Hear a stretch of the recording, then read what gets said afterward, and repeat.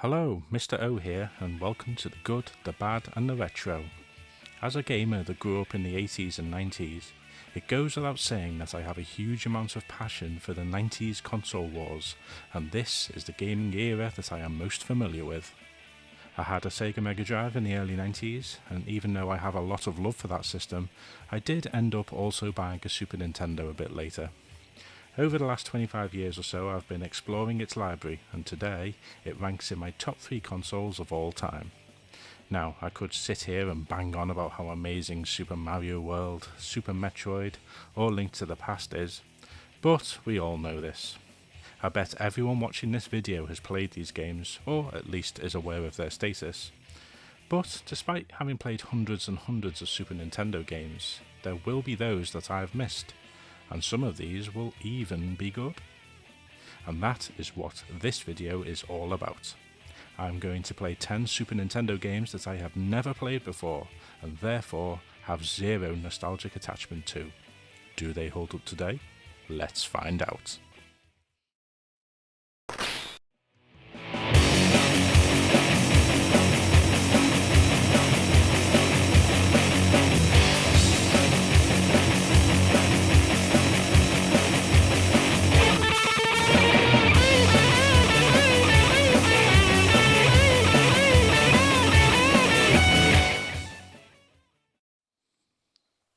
Before we start, a few rules. First, the games in this video I had never played before in any form. Well, mostly. A couple do bend this rule slightly, but we'll get to them. Secondly, games on multiple systems only feature if I've not played any version of it. For example, I have not played the Super Nintendo version of Ultimate Mortal Kombat 3, but I have played it elsewhere, so it doesn't count. Lastly, I tried to stick to Super Nintendo exclusives, or at least Super Nintendo console exclusives, a rule that I also may have not quite adhered to. Honestly, I don't know why I even bothered with rules this time. Anyway, onward!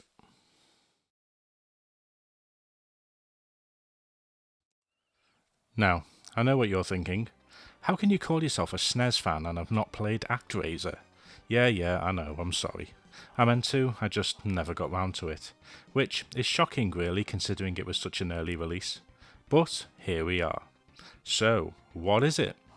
ActRaiser is a genre mashup where 50% is an action platformer and the other half is a sort of god sim.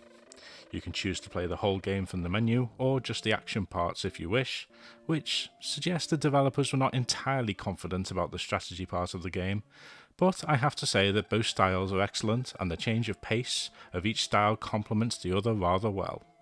The action parts are a bit stiff and overly difficult, and I just couldn't stop taking damage. Damn it! Oh, come on! But once I got the hang of it, it was fairly enjoyable. Visuals and audio are pretty good for early SNES, and I think even today it plays well. Does it hold up? Absolutely, and I'm going to give it a B. Note that there was a sequel that ditched the strategy and sadly also all the fun. Funnily enough, I have played that one. Just stick with this.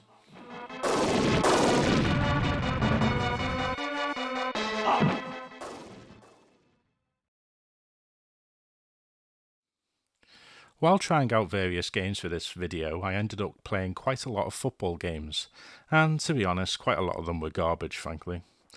However, upon starting this up, I just knew it was an arcade port. I mean, just look at it. So it did have a decent chance of actually being fun. And it is, mostly. Being an arcade game, it is a bit anemic in terms of options, modes, and, well, everything really. But thankfully, it has it where it counts, the gameplay. It's fast and responsive, and scoring goals is a piece of cake, as shown here by the fact that I'm beating Argentina 7-0. The single player mode has you facing off against every team in the game, and once you beat them all, you win. There's not much more beyond that, to be honest, and there are better football games on the SNES, but you can certainly do a lot worse. It gets a C.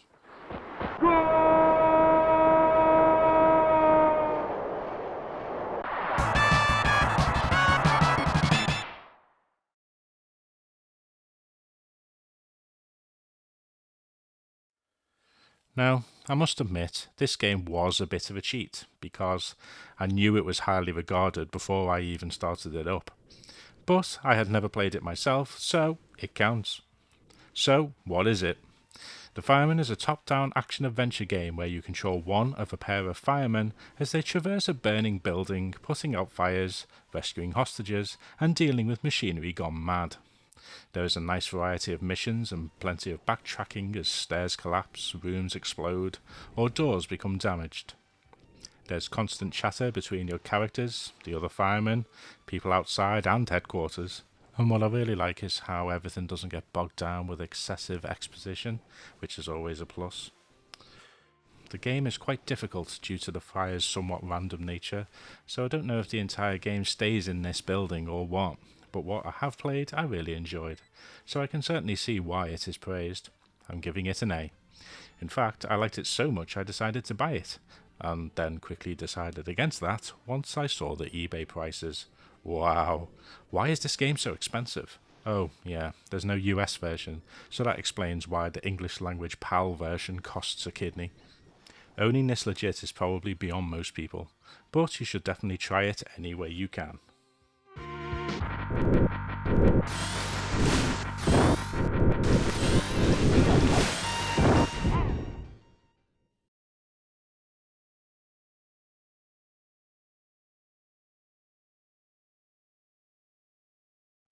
Technos. Ooh, they made Double Dragon. I wonder what this is going to be about. Uh-huh. Okay. Right. So, it turns out the Combo Tribes is another in the line of beat-em-ups by Technos, and hang on, why are the player characters all gigantic? And also move with all the speed and grace of a sedated hippo. Come on, come on. God, so slow. The levels are all short, the enemies take light years to kill, and the gameplay is balls. I really didn't like this game much, and I won't be rushing to play it again. D.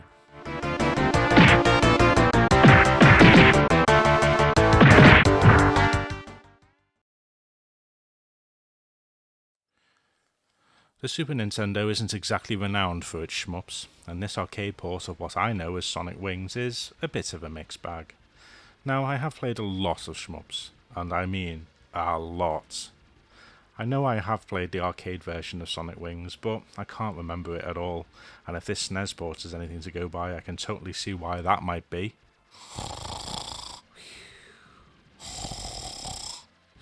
I mean, it's alright, it gets the job done in a functional kind of way, but it's missing that little ingredient that turns an okay game into a great one.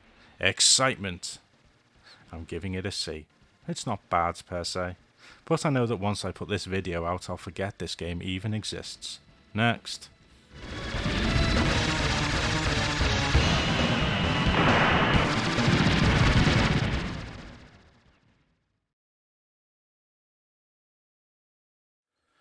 Rallying games were not anywhere near as prevalent during the 16-bit days as they are now. I mean, you could probably count the good rallying games from this period on the fingers of one knee. I am joking, of course. I mean, Galico World Rally was great, as was Neo Drift Out, but both of these were arcade games. Speaking of Drift Out, there are quite a few games in that series, and this Japan-only entry for the Super Famicom is the third game, I think. So, what is it? Super Drift Out could probably be best described as an arcade-style rally game that looks and plays a bit like Micro Machines, except the car stays in place on the screen and the track moves and rotates around it. Gotta show off those SNES rotation abilities. It's a bit headache-inducing, to be honest, and even though I do like this game, there's no way I could play it for extended periods of time. Not that I could anyway, as I'm crap at it. I think I'll give it a B, but it's only just a B. If you don't like rallying, drop it a letter.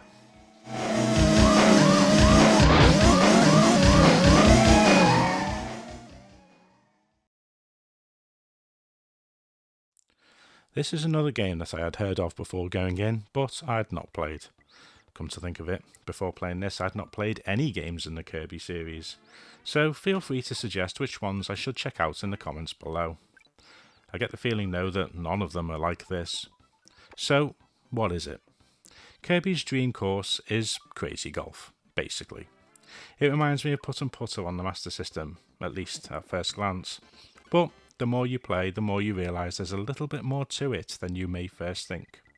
For starters, there's no hole, at least not to begin with. There are enemies around the stage that you need to collide with to defeat, and when only one remains, they become the hole. This means that depending on which enemies you defeat, the hole can be in different places, and this brings strategy into play. In the late game, it is absolutely crucial to beat the enemies in the best order possible to keep your shot count down.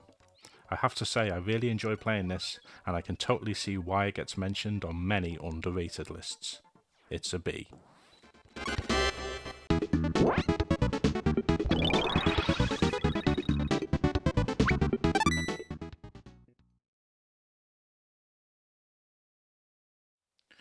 Remember at the beginning of this video I said I bent the rules?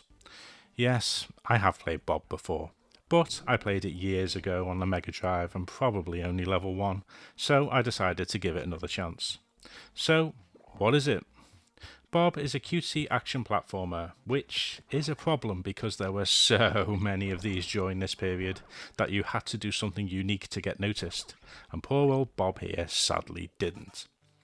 That doesn't mean that Bob is a bad game, far from it. In fact, I quite like this. Bob controls well, he has some nice weapons, the levels encourage exploration, and there's some nice animation and visuals. In fact, Bob reminds me a bit of Turrican, except cute and a bit more straightforward. If you like platform shooters, I recommend giving it a shot. It's a B for Bob. How apt.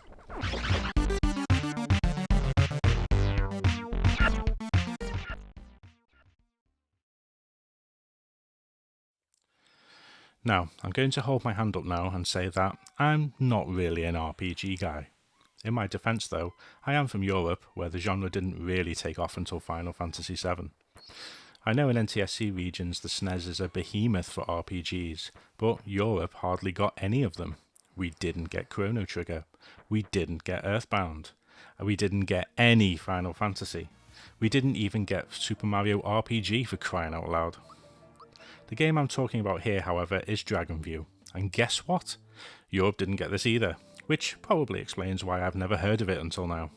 So, what is it? Dragon View is a sequel to an Amiga game called Draken, and is part RPG, part scrolling beat 'em up, and part first person adventure. Now, obviously, having only played this game for a couple of hours, I'm in no real position to give any sort of comprehensive review, but what I have seen is certainly impressive technically, with an excellent English translation and beautiful pixel art. Based purely off first impressions, I can see me wanting to play it more, and that's always a good sign. I'm going to give it a B, for now. I may revisit it in a later video when I've played all of it, but since I am the king of procrastination, that probably won't happen anytime soon.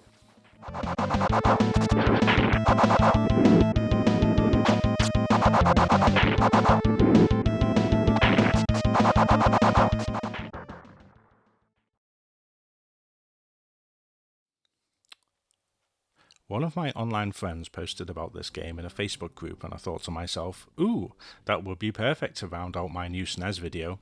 So I started it up and, wait, what? Why do I keep doing the same race over and over? Oh, that's right, you have to press select on the title screen to get the menu, otherwise you just end up doing a single race. The same single race, over and over.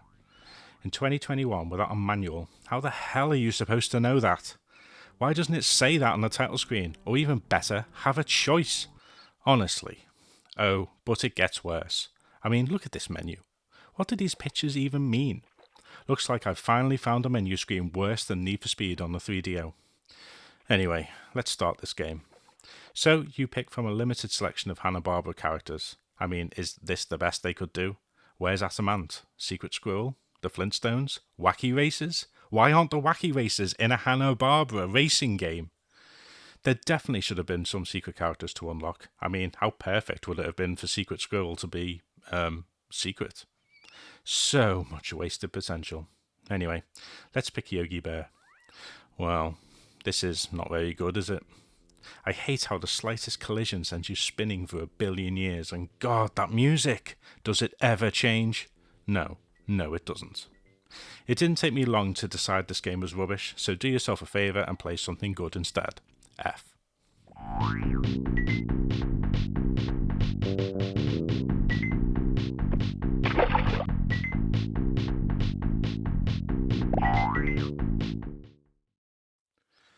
Well, that's it.